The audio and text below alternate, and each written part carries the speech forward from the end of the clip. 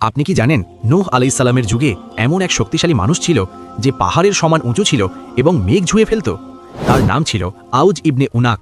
বলা হয় সে সমুদ্রের গভীর থেকে মাছ তুলে সূর্যের তাপে ঝলসে খেয়ে ফেলত।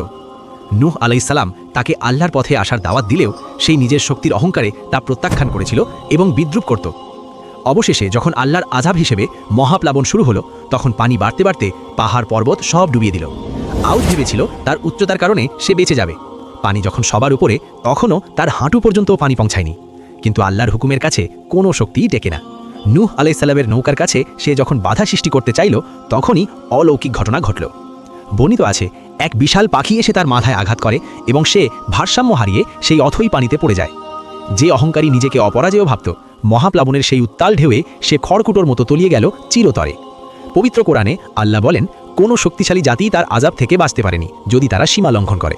এই কাহিনী আমাদের শেখায় যে শক্তি বা সম্পদ নয়, বরং আল্লাহর প্রতি আনুগত্যই হল প্রকৃত সাফল্যের একমাত্র পথ।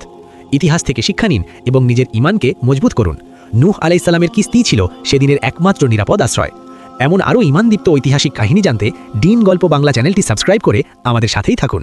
আপনি কি জানেন নূহ আলাইহিসসালামের যুগে এমন এক শক্তিশালী মানুষ ছিল যে পাহাড়ের সমান উঁচু ছিল এবং মেঘ ঝুঁয়ে ফেলত? তার নাম ছিল আউজ ইবনে উনাক। বলা হয় সে সমুদ্রের গভীর থেকে মাছ তুলে সূর্যের তাপে ঝলসে খেয়ে ফেলত। নূহ আলাইহিসসালাম তাকে আল্লাহর পথে আসার দাওয়াত দিলেও সেই নিজের শক্তির অহংকারে তা প্রত্যাখ্যান করেছিল এবং বিদ্রুপ করত। অবশেষে যখন আল্লাহর আযাব হিসেবে মহাপ্লাবন শুরু হলো, তখন পানি বাড়তে বাড়তে পাহাড় পর্বত সব ডুবিয়ে দিল। আউজ ভেবেছিল তার উচ্চতার কারণে সে বেঁচে যাবে। পানি যখন সবার উপরে, তখনও তার হাঁটু পর্যন্ত পানি পৌঁছায়নি। কিন্তু আল্লাহর হুকুমের কাছে কোনো শক্তিই টেকে না। নূহ আলাইহিসসালামের নৌকার কাছে সে যখন বাধা সৃষ্টি করতে চাইল, তখনই অলৌকিক ঘটনা ঘটল। বর্ণিত আছে, এক বিশাল পাখি এসে তার মাথায় আঘাত করে এবং সে ভারসাম্য হারিয়ে সেই অথই পানিতে পড়ে যায়। যে অহংকারী নিজেকে অপরাজেয় ভাবত, মহাপ্লাবনের সেই উত্তাল ঢেউয়ে সে খড়কুটোর মতো তলিয়ে গেল চিরতরে। পবিত্র কোরআনে আল্লাহ বলেন, কোনো শক্তিশালী জাতি তার আযাব থেকে বাঁচতে পারেনি যদি তারা সীমা লঙ্ঘন করে। এই কাহিনী আমাদের শেখায় যে শক্তি বা সম্পদ নয়, বরং আল্লাহর প্রতি আনুগত্যই হল প্রকৃত সাফল্যের একমাত্র পথ। ইতিহাস থেকে শিক্ষা নিন এবং নিজের ঈমানকে মজবুত করুন।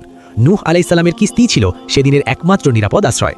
এমন আরও ঈমানদীপ্ত ঐতিহাসিক কাহিনী জানতে ডিন গল্প বাংলা চ্যানেলটি সাবস্ক্রাইব করে আমাদের সাথেই থাকুন।